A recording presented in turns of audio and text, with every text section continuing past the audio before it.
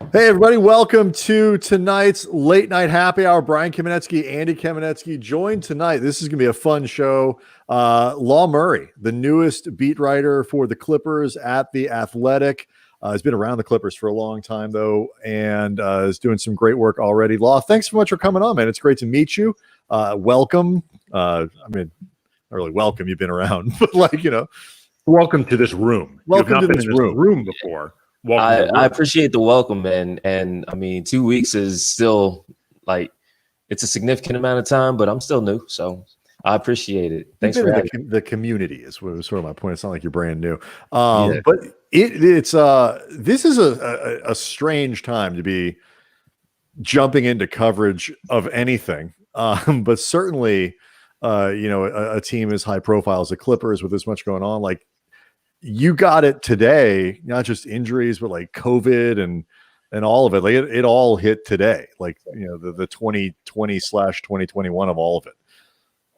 Yeah. I mean, look, it was going to hit at some point. I actually mentioned in a piece in the news piece, the team hadn't left the state of California since January 3rd, that Sunday when they were in Phoenix. And you might recall, in between the Utah game that was on the road that they lost and the travel to Arizona to play the Suns, news broke that they had to bus some members of the staff who were on the road back to Los Angeles because of testing for COVID.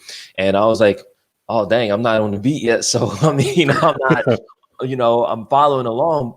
But the fact is, okay, there were no players involved there. And then I was thinking back to the preseason. It was like, man, they haven't had, because I look at injury reports every day, and there wasn't any health and safety protocols or any fears like that at any point of the regular season. Obviously, in the preseason, you had Reggie Jackson, you had Chauncey Billups, the assistant, who they left the game, and everyone was like, wait, where are these guys going? Oh, it's health and safety protocols. They were, quote unquote, excused, right?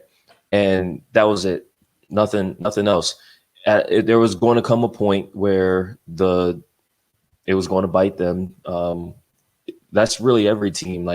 You see what the schedule is looking like. The majority of the league has had to readjust things, either because of absences or because games are getting postponed because of the health and safety protocols.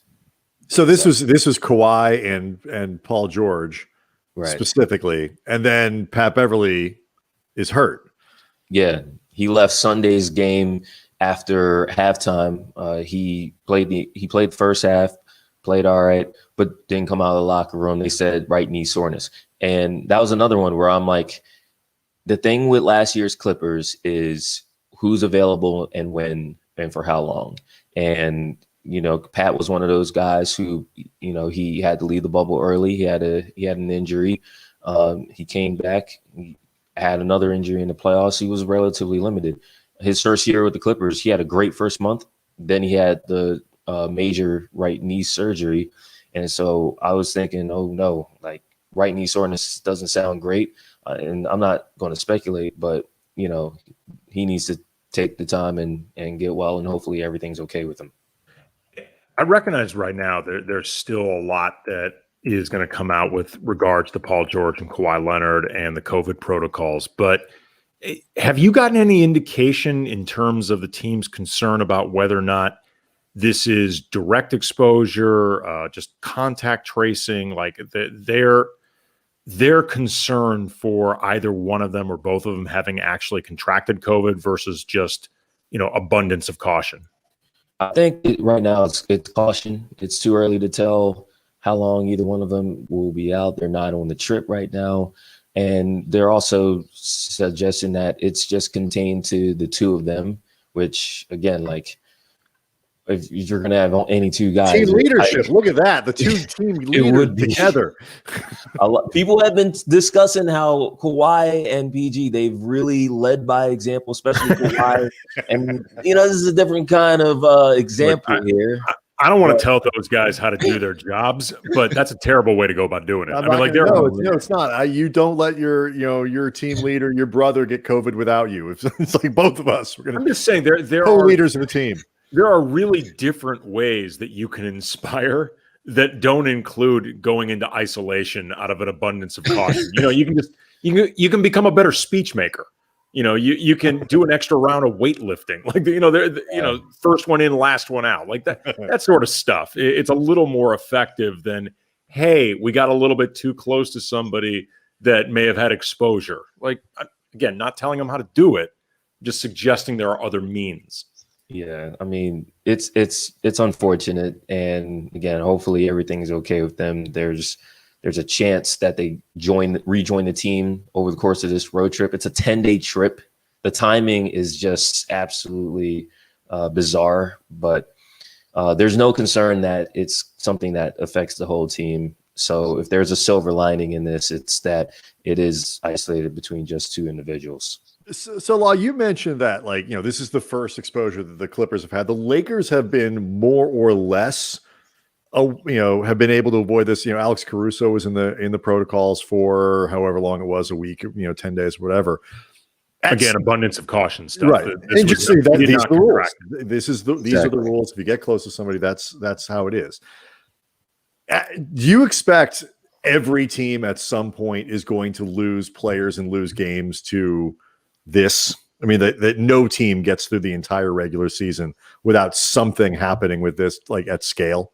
Yeah, I mean, again, we're at well over 80% of the teams that have been affected at some point, and even in this case, doesn't look like the Clippers are going to get any games postponed. Like, the game in Atlanta is still going on, so they're one of the rare teams who they haven't needed to lose any games in the first half of the schedule because of anything going on with them or their opponents.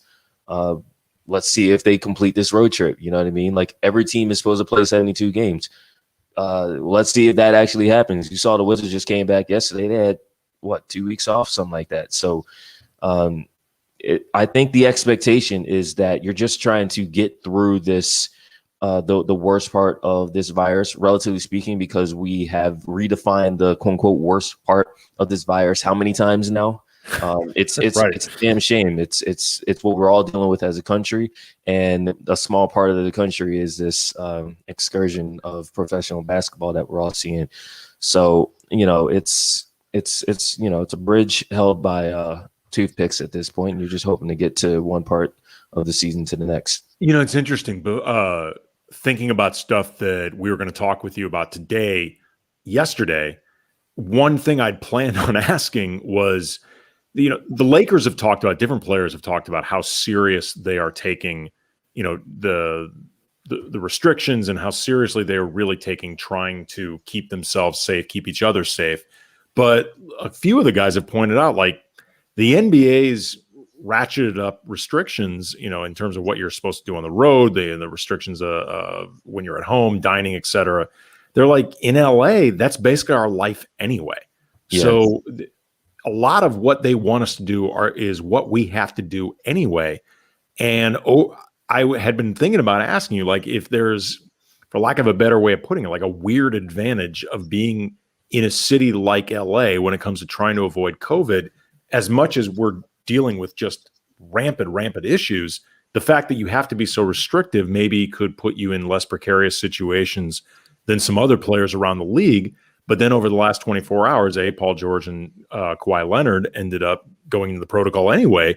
But B, California and Los Angeles are starting to loosen some restrictions. And it's going to be really interesting to see if it feels like there is any correlation, and hopefully this will not end up being the case, between loosened restrictions in both the state and the city and members of the Lakers and the Clippers potentially entering protocols more. Yeah, I think we'll learn a lot over the next couple of weeks. I think you got one team, the Lakers are already on their road trip. They'll head back before the Clippers do, obviously, but this is a lot about what the players can do. The players, the coaching staff, even this came up on the Phoenix trip, the Utah Phoenix trip. A lot of this is just about, all right, we know what city we're in. This isn't a huge adjustment for them. They've already seen the effects of, what the protocols are going to do as far as like they can decimate your roster. They can have you just not have developed that cohesiveness at a critical point in the season. That's what happened with the Clippers over the summer. So when these guys get back to LA, I honestly feel like they already know, these are veteran teams. These are teams trying to do something that not every NBA team can claim that they're trying to do, which is contend for a championship.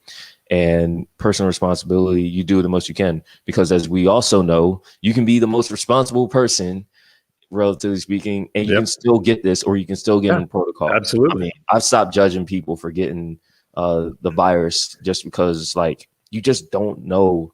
It's that contagious. It's not like you got to rob a bank. You don't have to like commit some sort of amoral act to get it. Steal an old lady's purse. I mean, there's so much that we want to kind of get into tonight, like with just the culture of this team and that kind of stuff. And we're going to get into a Saturday Night Live deep dive because we learned that you are an expert, like not just like you know things. Our friend Sabrina Merchant, who you obviously from Sabrina's dope.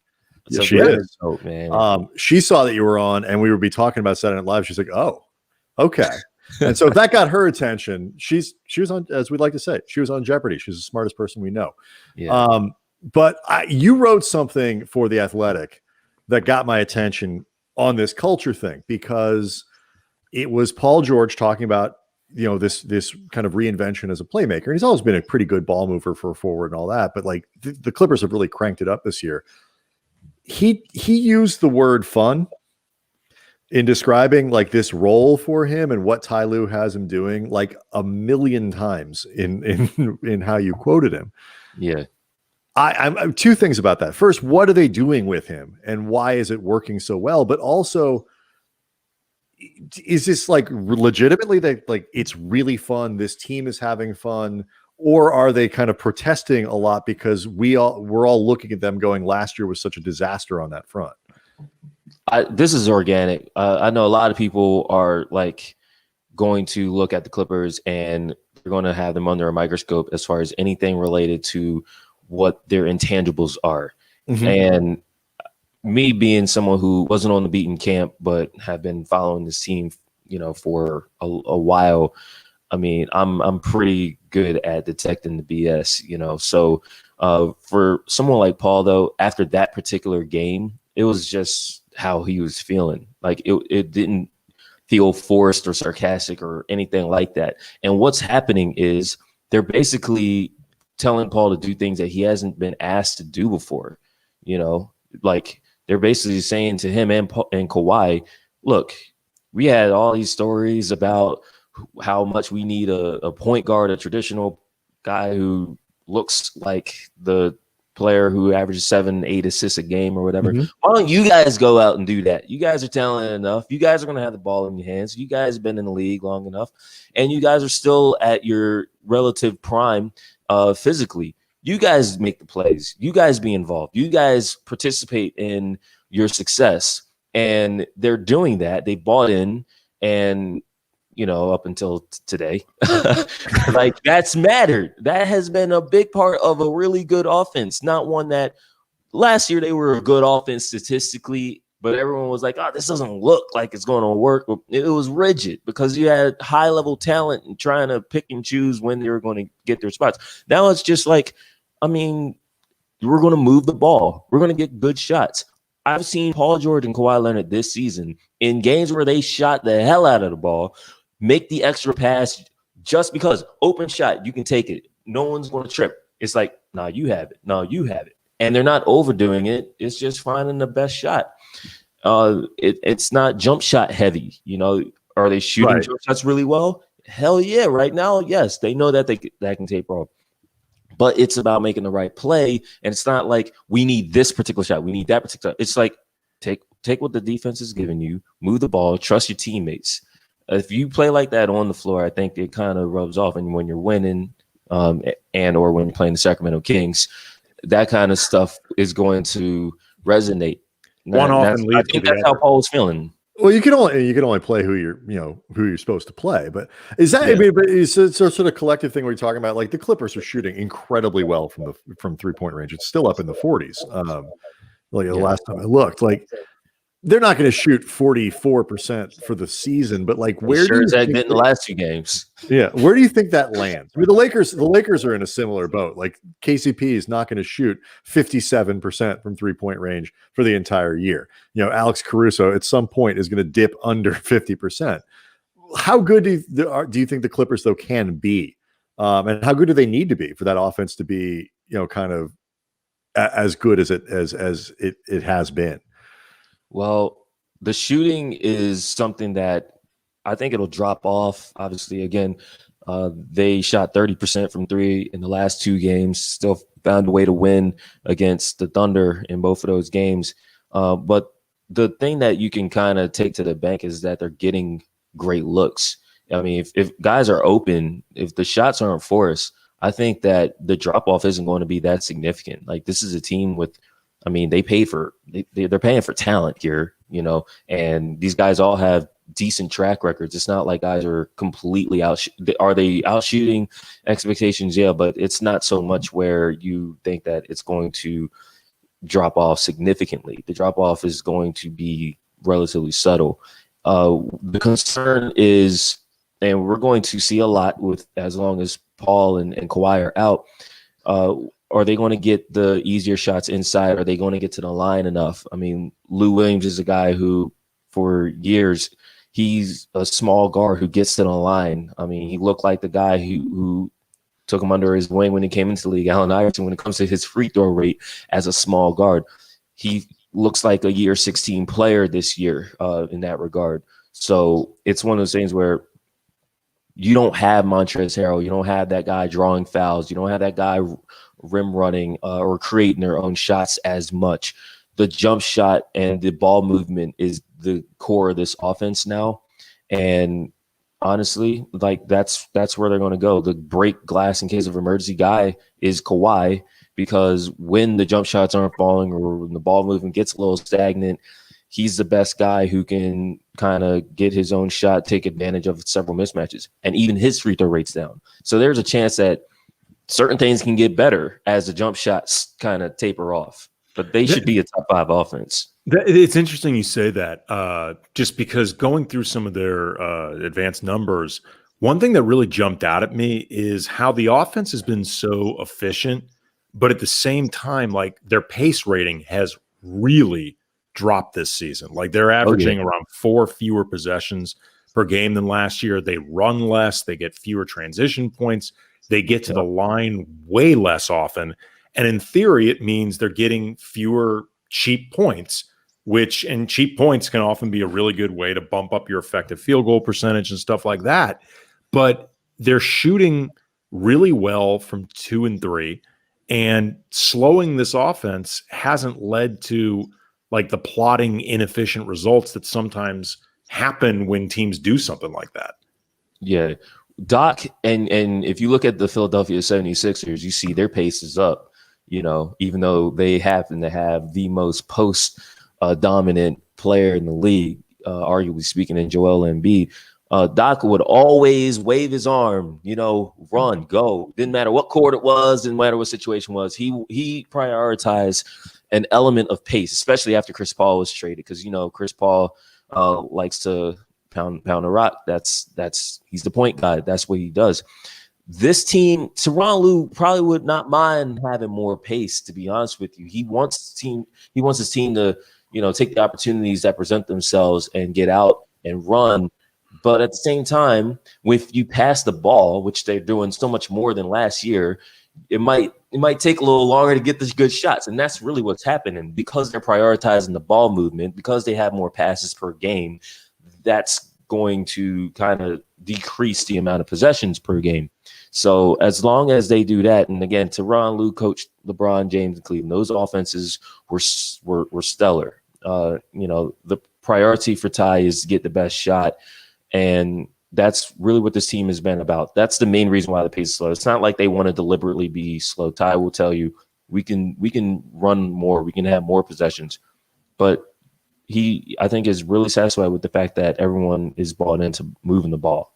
This might be a bit of an unfair question to you just because this season, everything's being done virtually. It's harder to get these guys, one-on-one, or, you can't get the side conversations, that sort of stuff. But like last year, there were a lot of questions about Kawhi and Paul George as leaders of this team.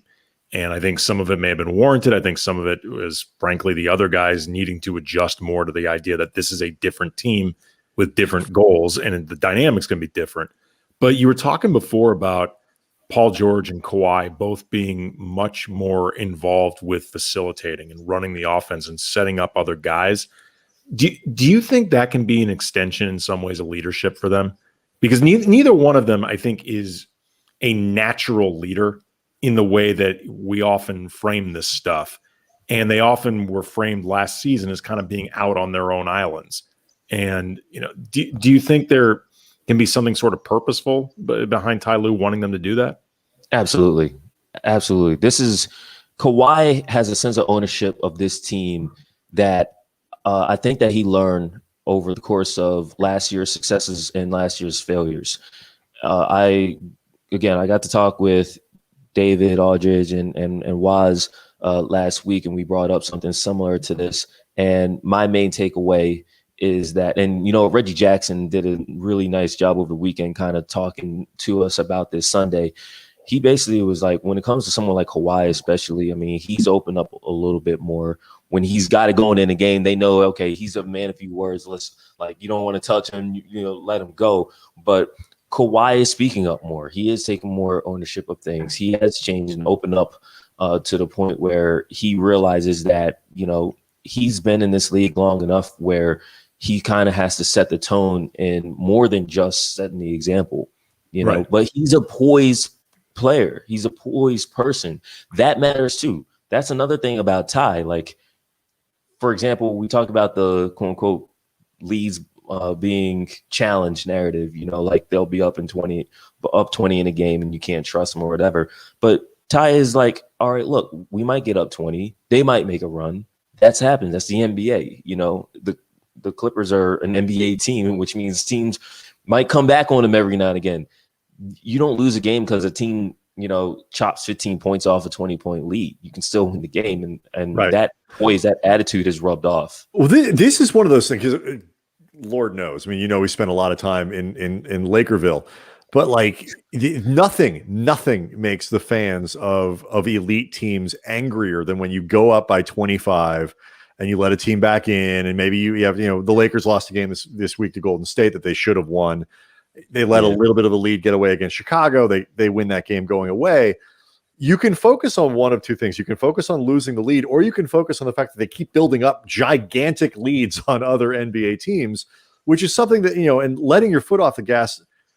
Maybe the Clippers are a little bit of a bad example given all the blown leads in the playoffs, but like generally speaking, that's not something you worry about in the postseason or down the stretch when you're really focused.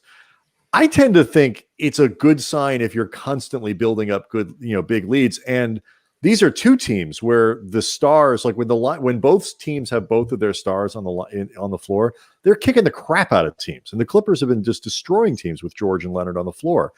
I would think that would be the place to focus.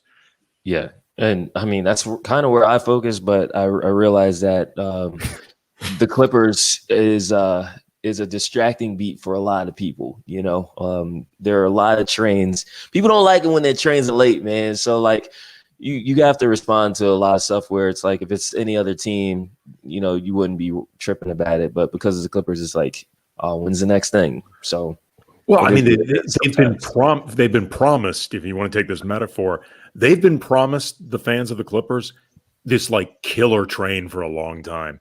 Like, it's not even just the train being late. Like, they've been promised like a bullet train, just this amazing bullet train with amazing food on it. And like, it's going to get from like Long Beach to Santa Monica in 2.5 minutes. I mean, like, there have been big promises about this train, and it keeps breaking down, even though like the ownership of the train company has gotten considerably better. And like, all the people involved with running this train has continually gotten better. Train keeps breaking down. So I can see where they get angsty. Because, I mean, if you have been like, I mean, for real, if you've been a Clipper fan for a while, you've got to feel like, damn, this is close. Like it's almost worse now than when you just knew, yeah, you know what, we're going to suck, and I've made my peace with this. Like this is the organization that I latched onto for whatever the hell reason. Yeah, when you actually have to invest your time and energy into something like basketball fandom, like fandom of a good team, like it changes your whole schedule, it changes your life almost. I mean, we were just now talking about about fans getting upset when the team kind of loses a big lead. It's like you want to go to bed. You know what I mean? You don't want to spend, even though the game doesn't end until the game ends. It's like, yeah, I want to be able to. You want the stress to go down. Like that fear of missing out kills people, man. Like that's so. It's the same thing with this Clippers team. You know, people, there are some people who are fans of this team, and they want to be rewarded for the time that they've invested. And last year was a big disappointment. Last year was tough for a lot of people who talk big stuff about this team. And you know what? The players kind of feel that, and then there's like, this is a new season. They have a new opportunity to do something. And that's for right now, last week of January. That's all you can really ask for. As Morgan Freeman said, as Ellis read Redding and Shawshank, hope is a dangerous thing. It can kill a man. So I mean, that's a place where Clippers fans have been. Okay, by the way, too, because Sabrina Merchant on the chat, and hello, Sabrina. Everyone loves her work. She specifically requested that we keep the train metaphor going as long as possible. If you wanted to stretch this out, you could say that in LA, the train really is like the Snowpiercer setup, because you've got the rich elites in one section of the train, and locally that would be the Lakers in terms of the accomplishments and the success and the prestige and blah, blah, blah. And then you've got all the people eating that like black slime, whatever the hell it is, over in the other section of the train, trying to have this successful uprising, and that would be the Clippers. If you wanted to stretch this out even further, you're welcome, Sabrina. All I'm going to say about that is that's the first time I've heard of Snowpiercer before. So, you should see this movie, Snowpiercer. Oh, dude, it's so good. It's good. Really good movie. Really good. It's by the guy who directed Parasite. I'm forgetting his name. It's okay. Sabrina agrees. I appreciate it. Snowpiercer is awesome. Yeah, for real, man. See this movie. It sounds awesome. It's fascinating. It's a great movie. The TNT TV show of it is sort of watchable, but the movie is fantastic. Absolutely. Coming up, Polar Express, and we're also going to do a Hogwarts. We'll do something about that Hogwarts train. We just got to figure that out. I will absolutely describe a highlight as a Snowpiercer, and y'all gonna know where that comes from. Please. That'll be a bullet for sometime this season. Can you explain what has gotten into Nic Batum? Is this just one of those deals where a player reaches a certain point in his career and just is useless to a bad team, but you put him around good players and suddenly, or is he like just invested again? What's going on here? Because he's been fantastic. You know, it's really interesting to me. His time in Charlotte was so disruptive. You know, they played him out of position. He was actually looking forward to a new coaching staff because it meant that he wasn't going to play shooting guard. And then, I mean, he just didn't fit with those guys. I thought last year that he wasn't a rotation player in the NBA anymore with the way he was struggling to shoot, struggling to score, not even looking at the basket to score. And I mean, he's dunking, he's making corner threes at an elite rate.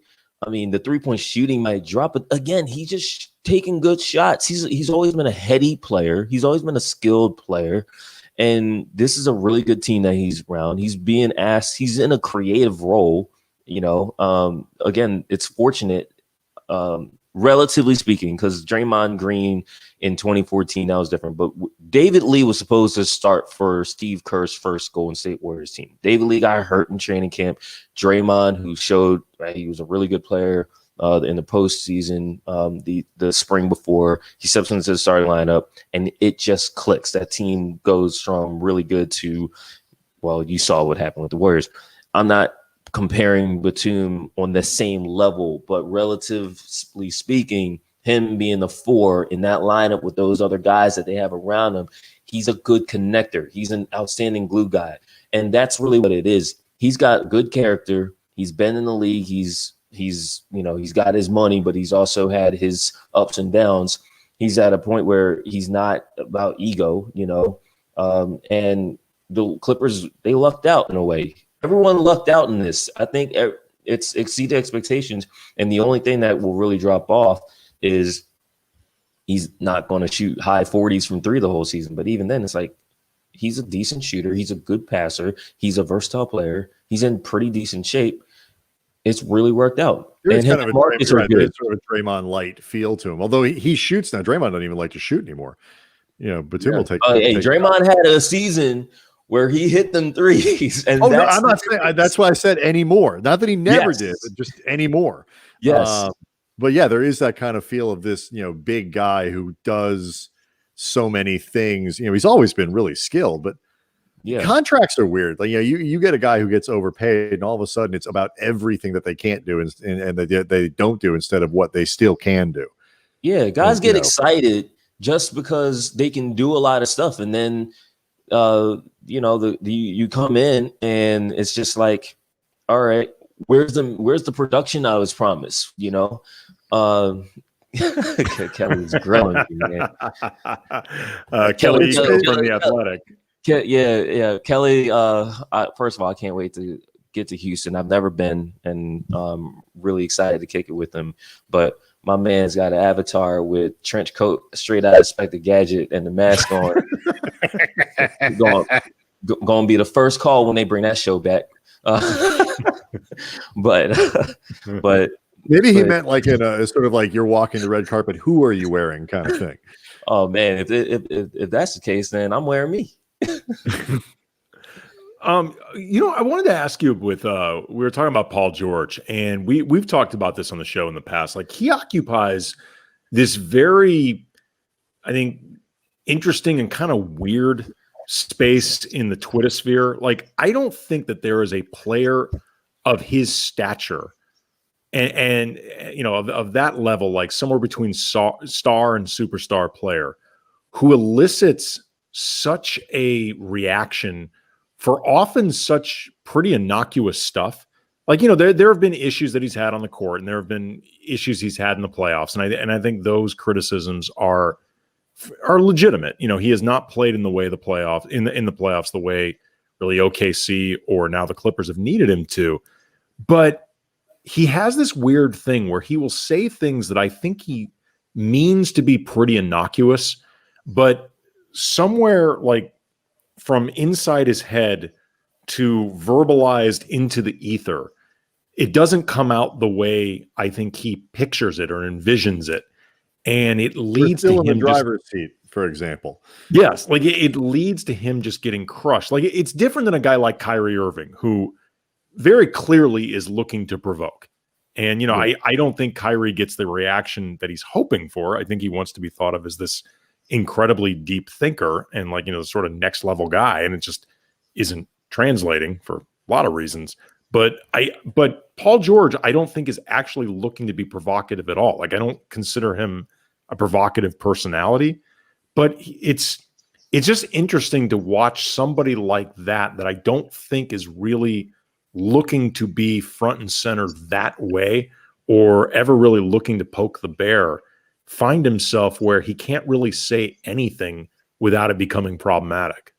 Yeah. I'm going to just be blunt. Like, there are so many photoshops of Paul George being a Laker that because that didn't happen, and he's basically tried to take control of his career, and it's gone in so many different directions. that obviously doesn't lend yourself to winning the battle of the narrative, and this is coming from someone who's never been anything close to a Lakers sympathizer. So I'm being quite objective when I say that, like Paul's at a disadvantage with a lot of what he's going to try and say. It's not the most elegant. I think Paul just kind of wants to hoop. And at the same time, Paul, look, man, when Paul dunked on Chris Birdman Anderson, and was wearing number 24 doing it, a lot of people had visions of where Paul George's career is going to go, especially as a counterpart to someone like LeBron James, for instance. Like, I just feel like people wanted one thing for Paul. Paul decided his career was going to go a certain way. He's had to overcome a lot physically. And I mean, sometimes like it just doesn't connect the same with people. That's really what it comes down to. Like, I think Paul's at his best when he's just hooping.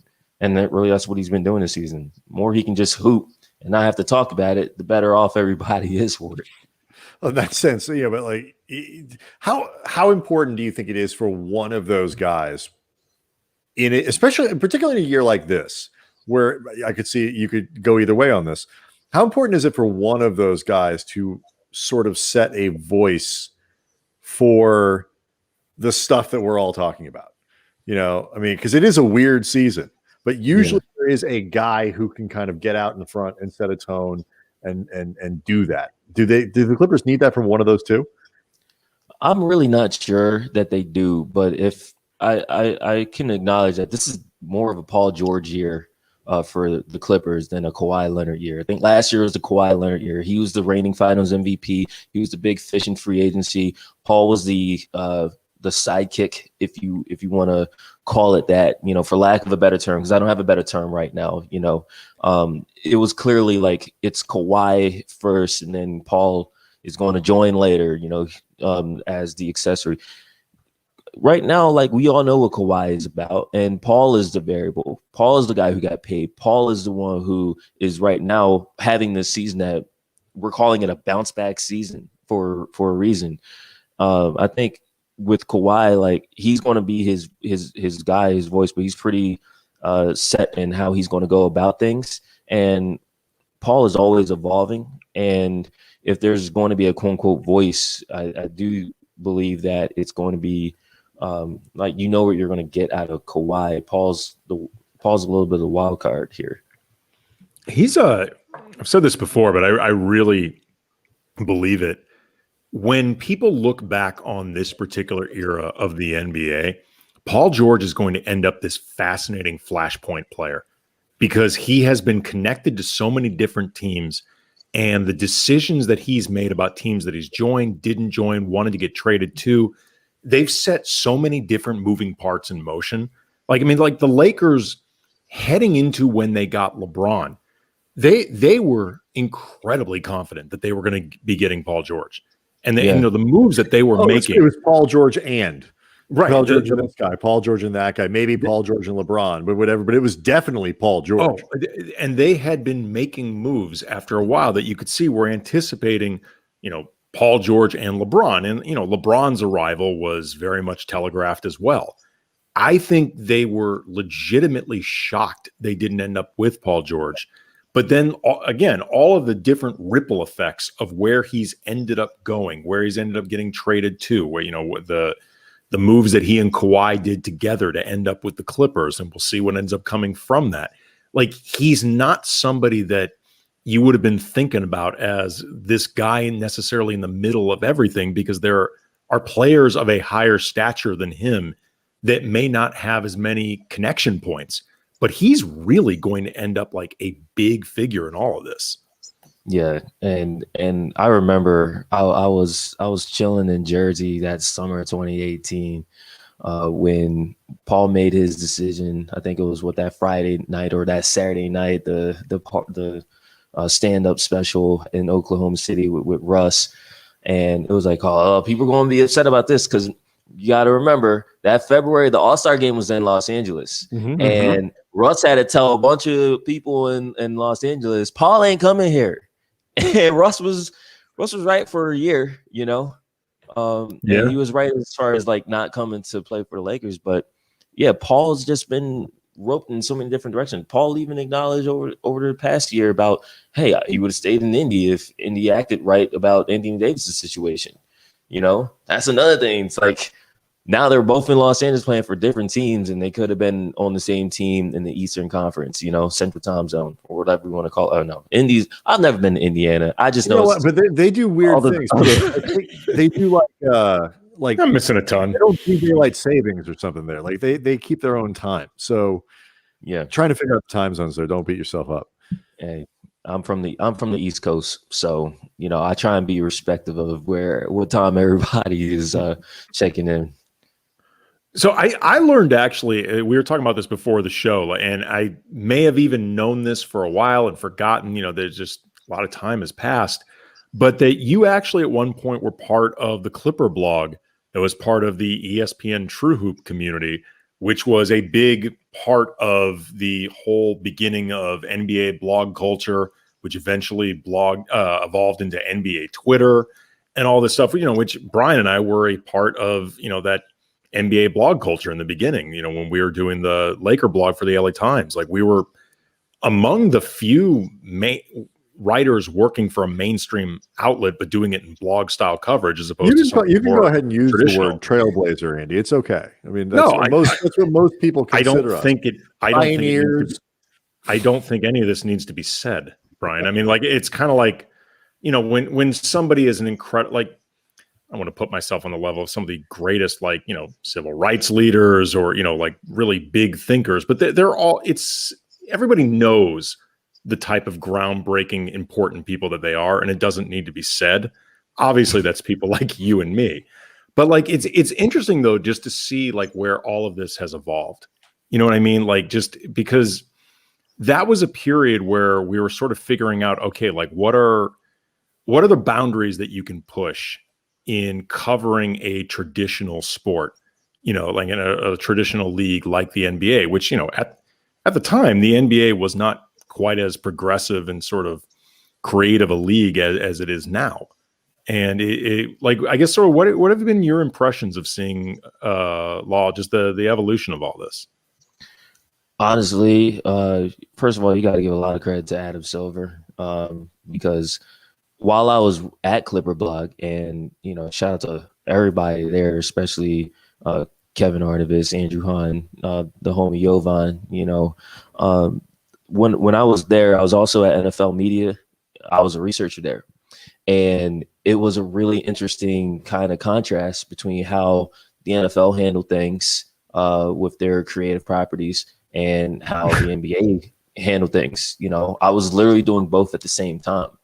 Like when I was a researcher at NFL, like, you know, we're you know, I actually sat next to Jordan Dahlman, who she's amazing, and she was like, she was working in social media, and like her team at the NFL now, like, I mean, let's just put it this way, it's evolved to the point where they got a versus event for the Pro Bowl.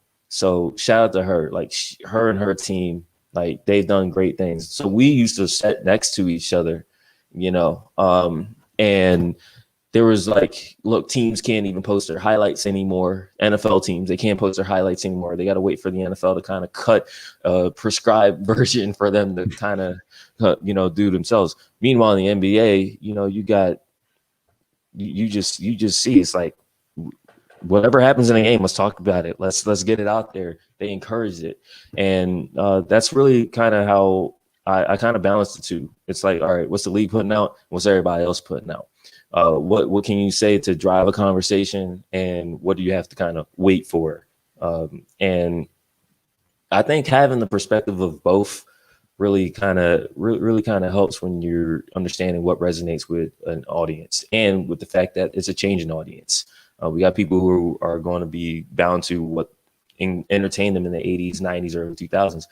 And then you got, we're in 2021, you know, you have to just understand that people coming up after you are going to be shaping how the game is consumed. So that's really my thoughts on that. What's the balance, do you think, between the way that like the on-court product, like the game itself and how much we spend talking about games and this and that, and sort of the culture that develops around talking about it. Like, because those two things sometimes I think end up in opposition a little bit, like in terms of what's good for the game, what grows the game. How do you view that stuff? Man, I would love it if we just talked about what is happening that is relevant and good. Like, good teams in the NBA don't get talked about until like they do something that generates a bigger conversation. It used to drive me up a wall at ESPN. You know, like, after a while, I couldn't talk about the Pacers, for example. I keep talking about Indiana. This always happens. It's my damn fault. But still won't bring it up. It's like the Pacers, for example, good team. They don't do a damn thing in the playoffs, right? But they're good.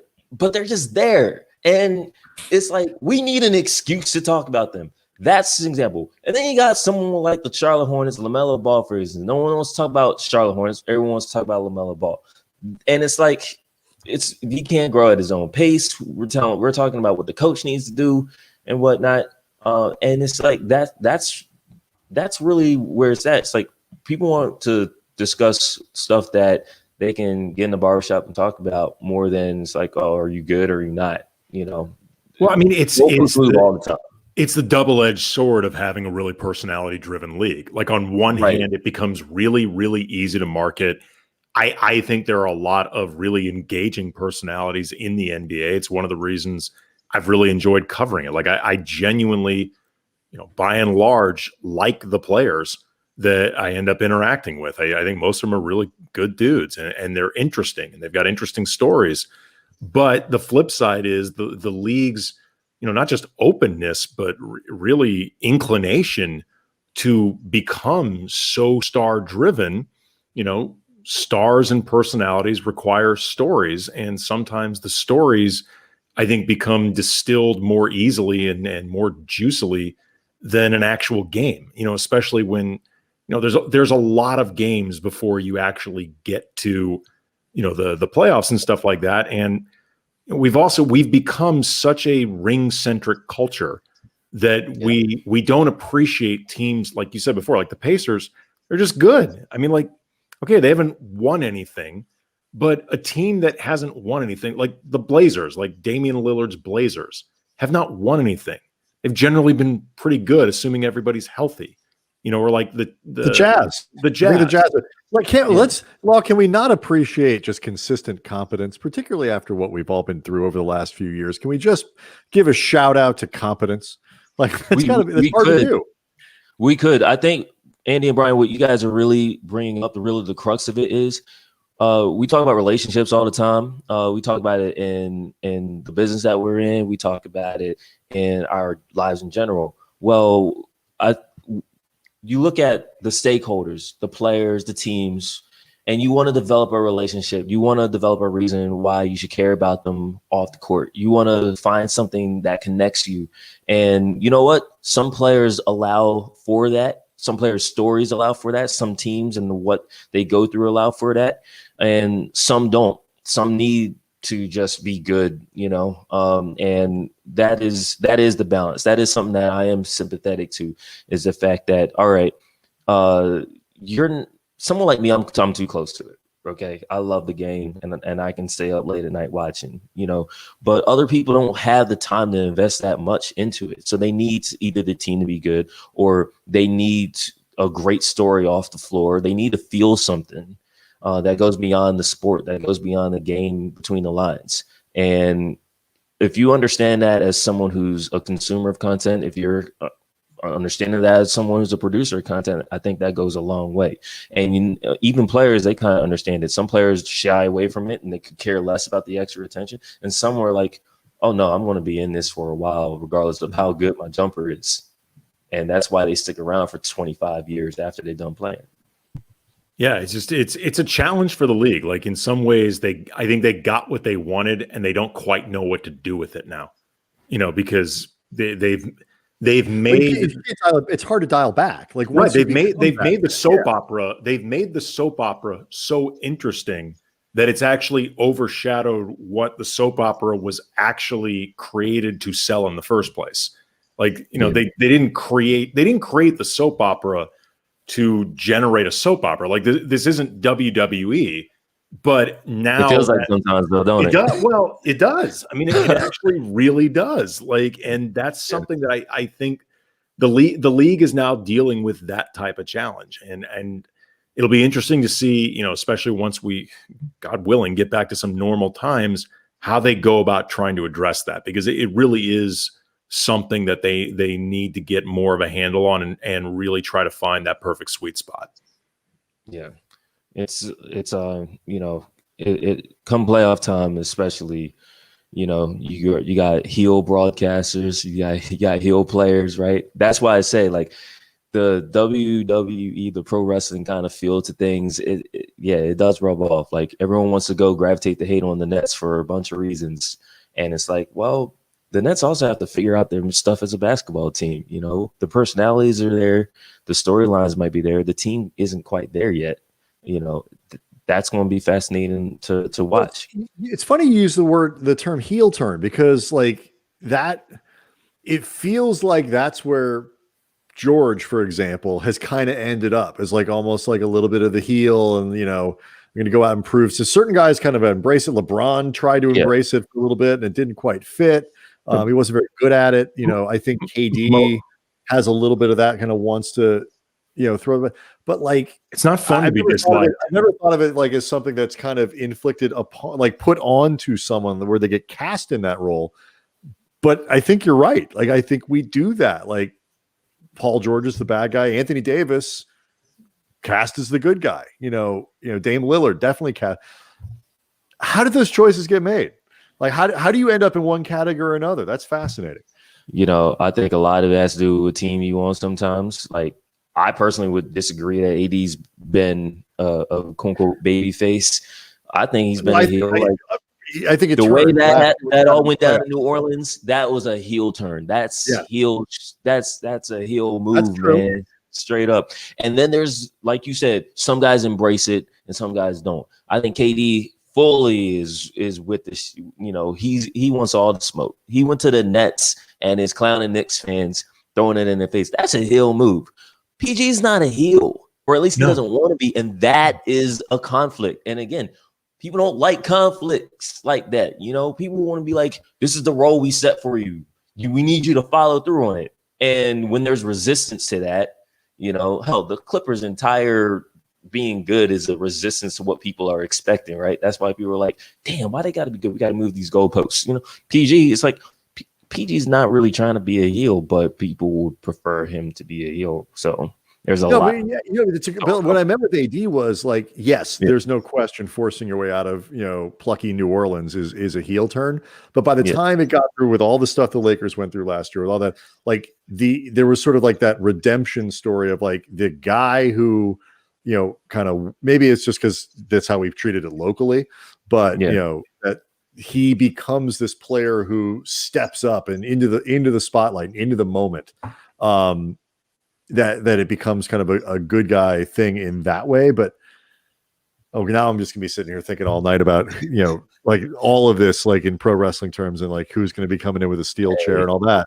But a lot of it's the broadcast. Like, the broadcasters often treat the way that today's players play, all of them, as a heel turn. So that wasn't a question. That was just, now I'm thinking. It gets thrust upon a lot of these guys. Yeah. I mean,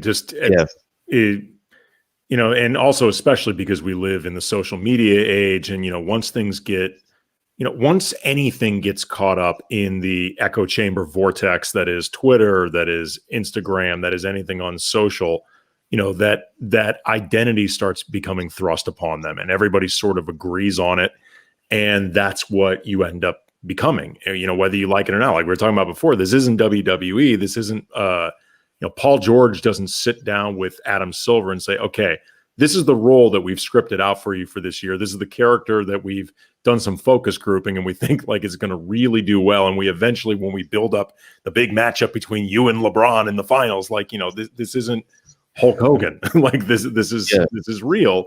And these guys, often don't like it. I mean, it's very few the amount of players that can be somebody like Kobe, who was genuinely cool with you not liking him. And even then, Kobe marketed being disliked. He absolutely marketed it. Right. Jay Jones pointed that out today.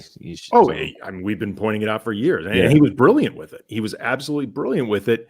He didn't care that you disliked him, but he cared how you disliked him.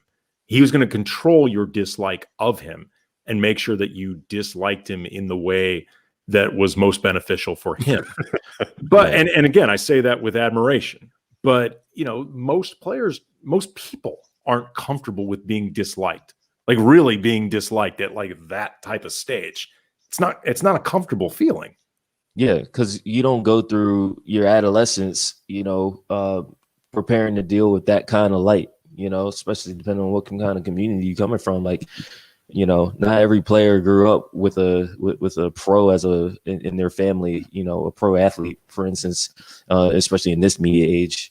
Like that's something that kind of you got to adapt to with what's around you.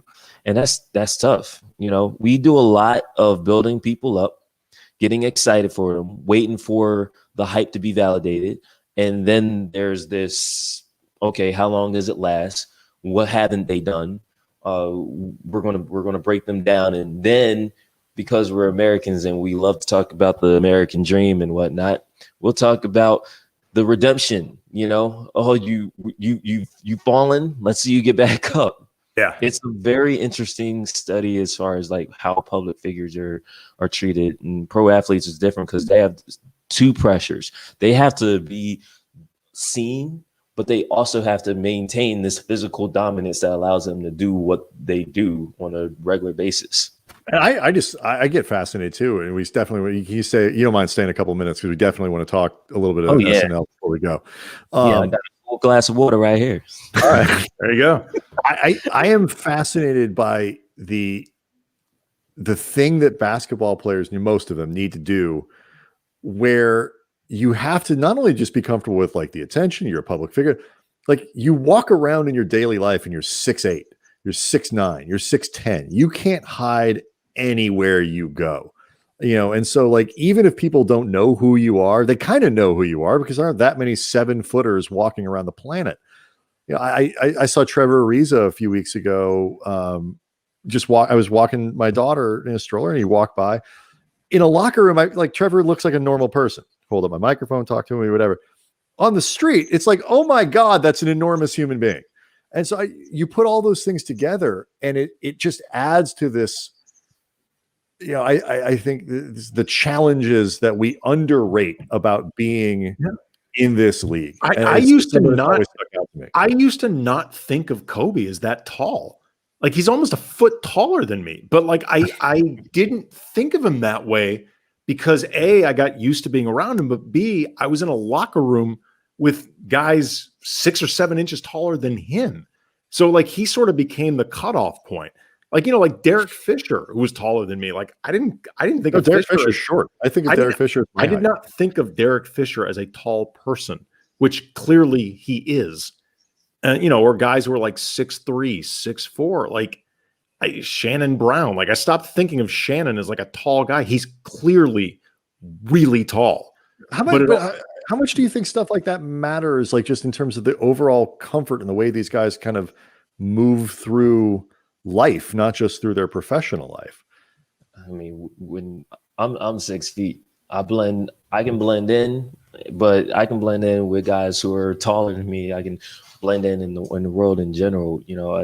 I think it's really depends on the individual. It depends on how comfortable are you, what are your social engineering skills like, and how have you been perceived as you've gotten to the point where you're going to be a pro or going to be a public figure.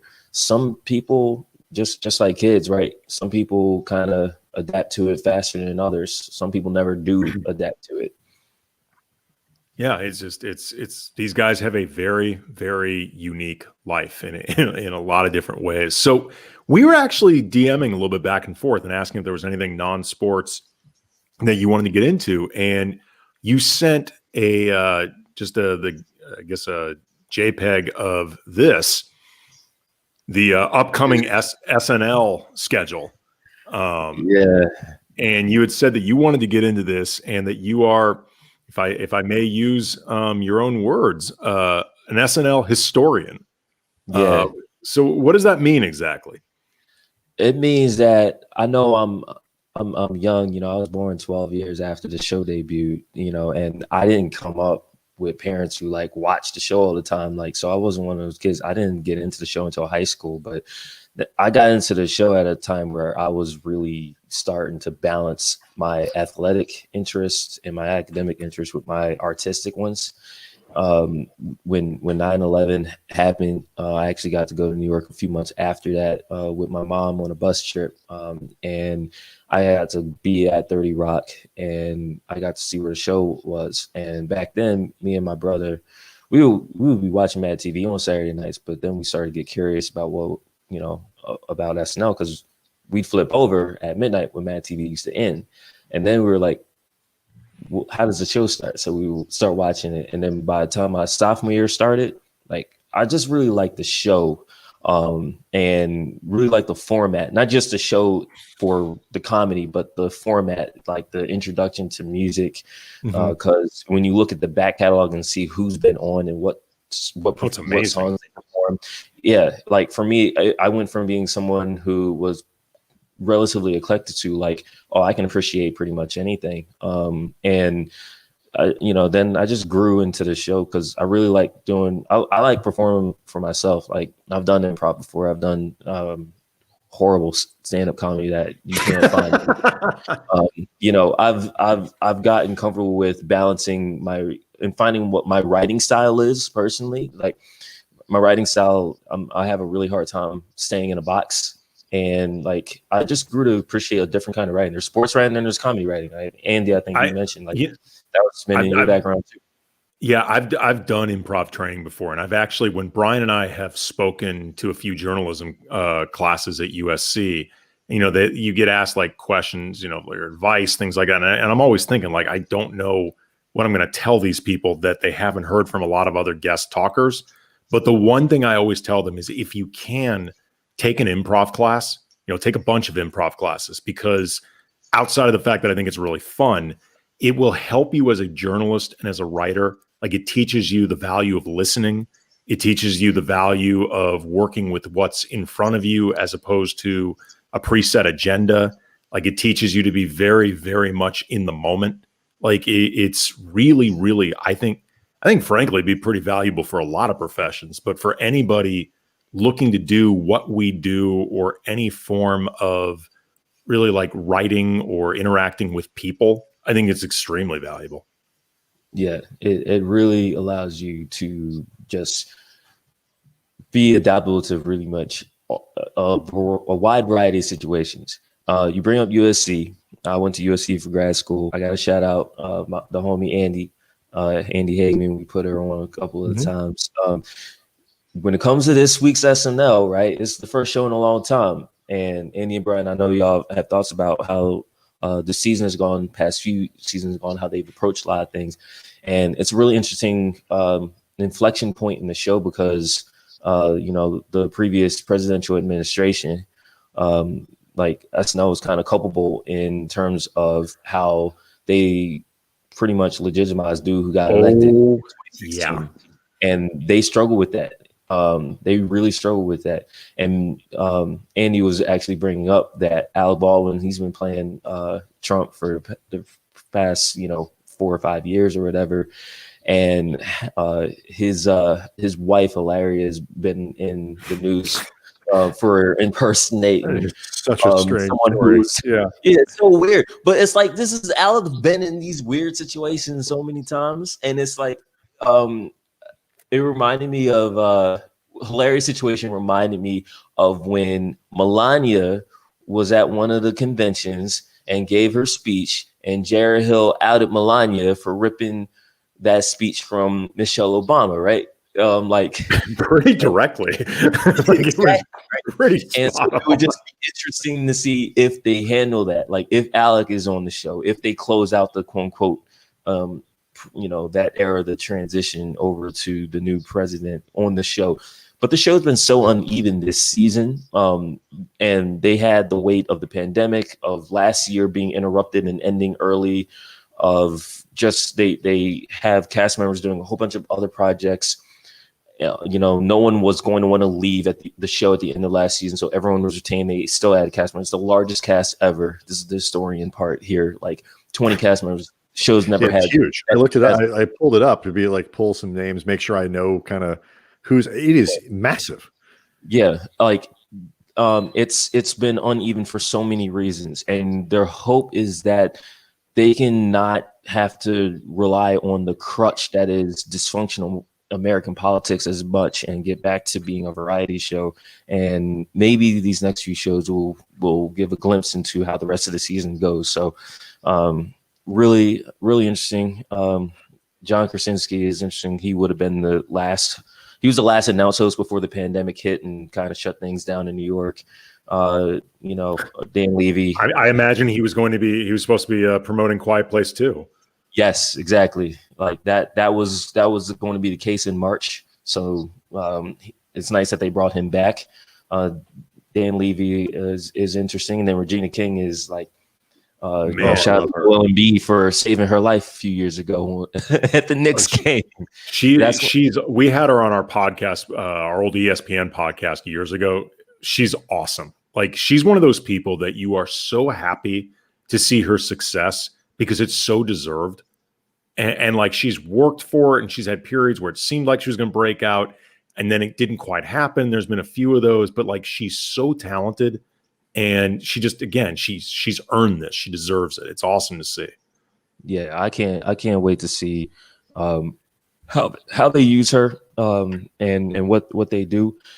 And yeah, it's just going to be an interesting rest of the season. I expect that these might be the last time you see a lot of those cast members.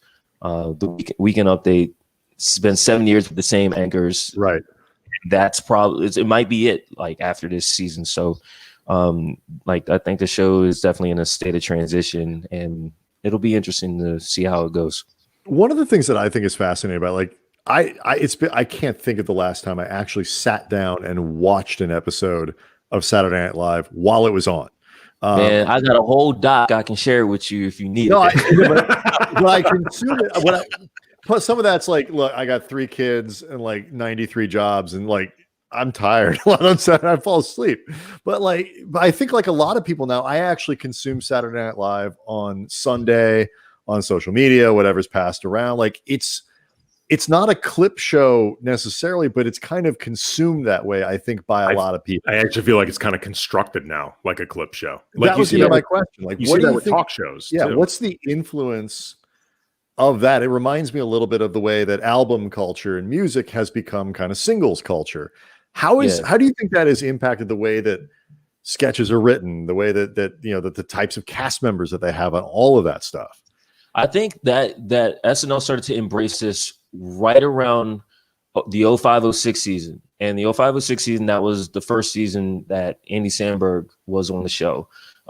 And he joined with Bill Hader. Jason Sudeikis was a cast member who joined the previous May. He was a writer for long before that. And then Kristen Wiig joined that November.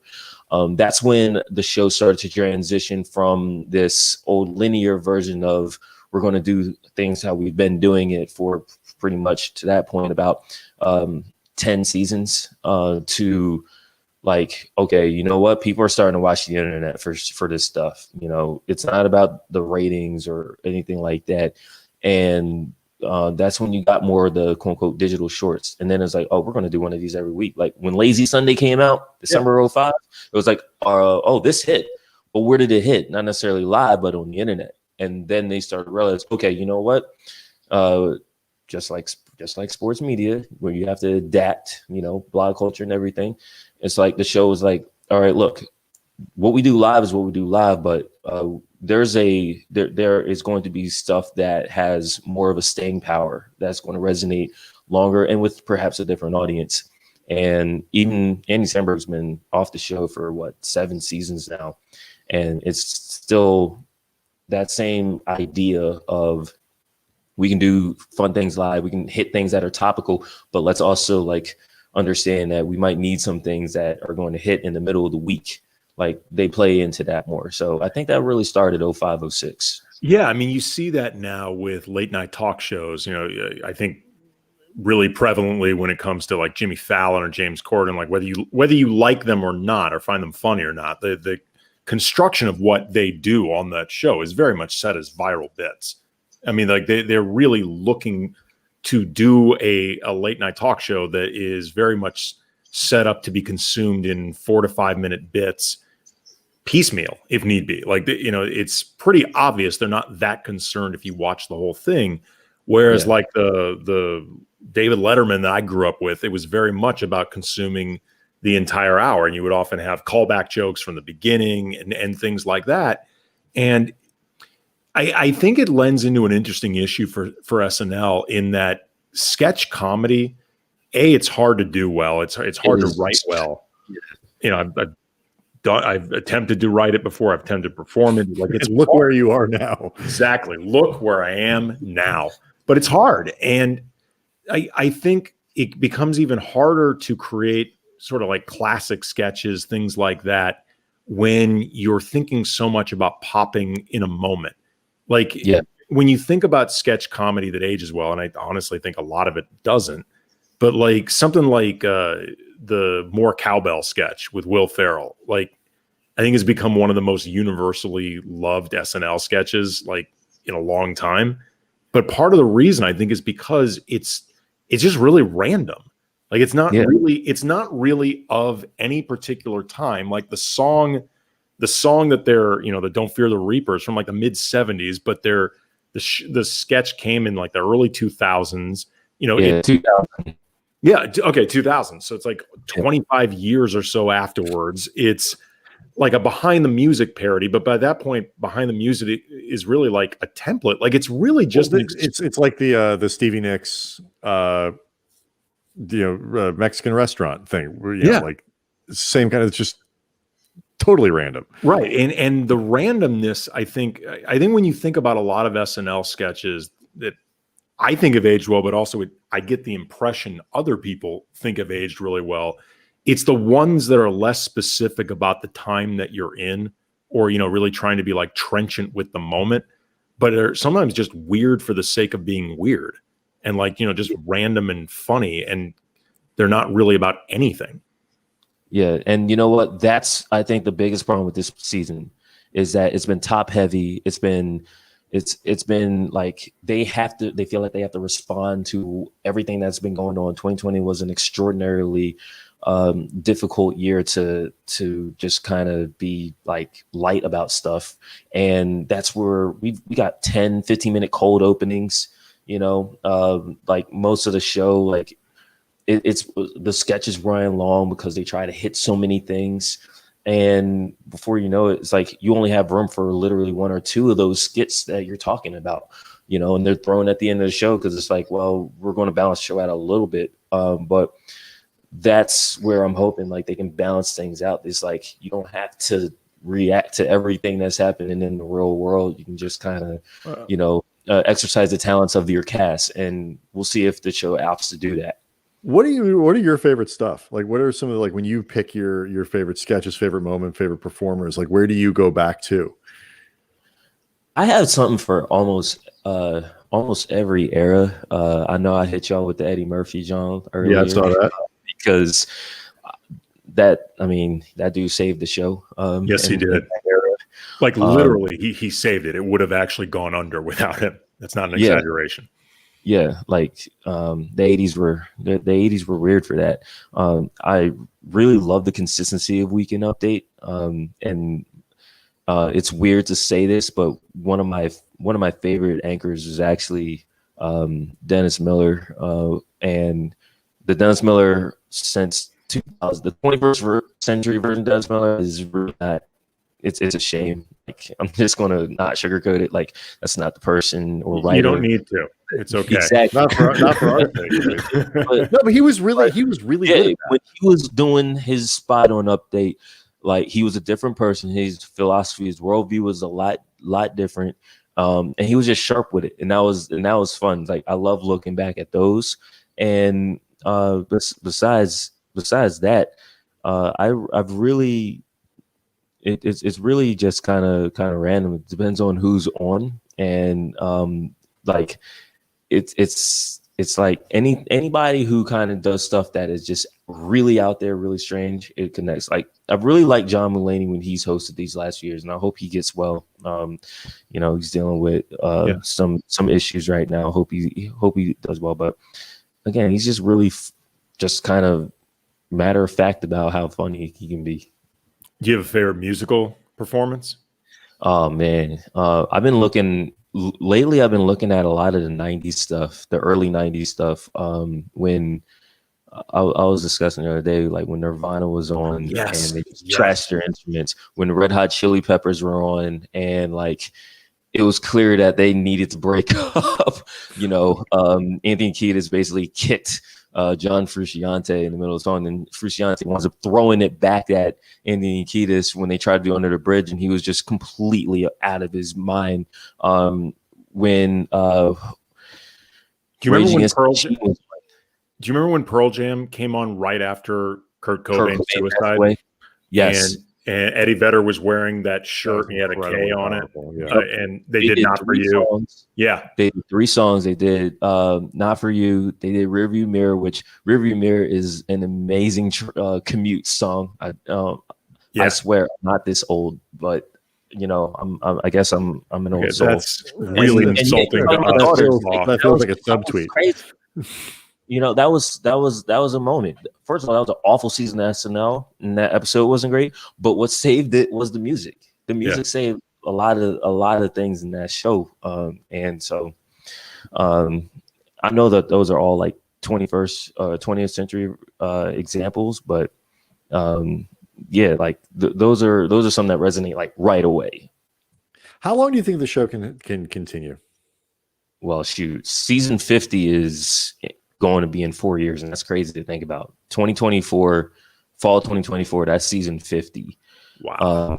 And I mean, it's an institution. I think the closest it can be like straight up, we're going to cancel it. The last time that was like, if it doesn't work, you're fired, you're canceled, was 95. Right. When they had to let Sandler and Harley.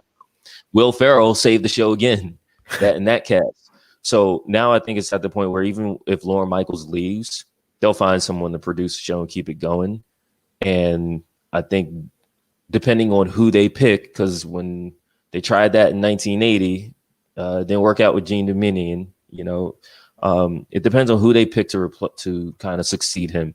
If it's someone who's been in the show and knows the show and cares about the show going on in the format that it's in, I think it can stay on for a really long time, even after Lauren's gone. But if they pick someone who is just going to do a whole bunch of stuff to change it, like shorten it, and I don't think it's, it might not be as sustainable. This is where that whole thing about like, in a world where TV ratings matter less and less and less and less, a show like this actually, I think, probably becomes more sustainable. Exactly. There's so many things that you can do to make it popular and viable and profitable, which is obviously the thing that matters the most. All right, this was a ton of fun. We really appreciate you giving us a little bit of extra time. We'd love to do it again. It's a long basketball season, and I feel like there's some stuff that's particularly on the Saturday Night Live thing that we didn't get to, because you weren't kidding. You were a historian of the show. Yeah, just scratching the surface. And you know what? There will be a day where I chop it up with you guys where I'm not trying to figure out stuff about coronavirus testing. So seriously, let's hope that it's coming up. Hope that's true. That it's coming up soon. Remember, go see Snowpiercer. Go watch it, man. It's an awesome movie. Awesome movie. This was the first night, and what we are excited about is going to be a really fun week. Tomorrow night, Ben Taylor, Thinking Basketball. It's an incredible series. If you haven't seen it, on different players, Magic, Bird, Kobe, people at their peak. Like, they're really what made them so tremendous, and evaluating at their best. So we'll have him on to talk about that series tomorrow. Wednesday, Steve Falk and Chris Gear, the creator and the lead of You're the Worst on FX, one of the funniest shows that's been on the air in a long time. Talk to those guys. And then you can see Sam Esfandiar and Andy Liu from the Light Years podcast up north, and Nikias Andy Duncan. Liu, former Clipper blog contributor. That's right. It is Clipper Blog week. Late night happy hour. It is Clipper Blog week. We didn't even realize it, but it is. Nikias Duncan on Friday. I love it. I had to give him that shout out. Oh yeah, we're that's excited to have him on, man. These are people who are very, very angry at Steve Kerr. So we'll talk about very angry all the time. Anger is good. It's good for. It might be good for the show. I don't know if it's good for the show as a life. I'm not carrying it around personally. It's really good to be good for us. Check out everything. Check out everything Law Murray is writing at The Athletic. Great coverage of the Clippers and all this. Anything else they got you set up with your podcast yet? What else is going on? Or just first of all, my editors are great. Joe Lago, Rich Hammond, they've really done a great job of setting me up for success over these first 2 weeks.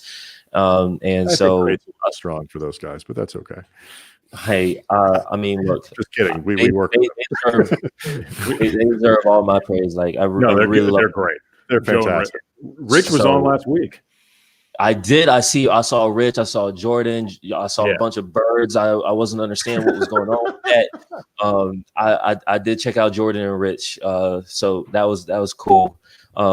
When it comes to podcast plans, I'm telling everyone TBD. I'm trying to write. I'm trying to get into the beat, and I'm trying to get used to being at The Athletic. So I'm really excited for all the possibilities that come with that. And I was in a program called City Year my first 2 years out of college, but in Philly and in Los Angeles. And one of the things we talked about was finding things right. If you're going to do something, figure out what you want to do and get a good foundation to start it. So when I figured that out, y'all know. Well, awesome. Look, if it helps at all, just if anything ever feels overwhelming, just remind yourself you're only following Jovan. It's not that hard. It's just Jovan. Like, it's not that much pressure. All right, we will see everybody tomorrow. Dank you, Nederland.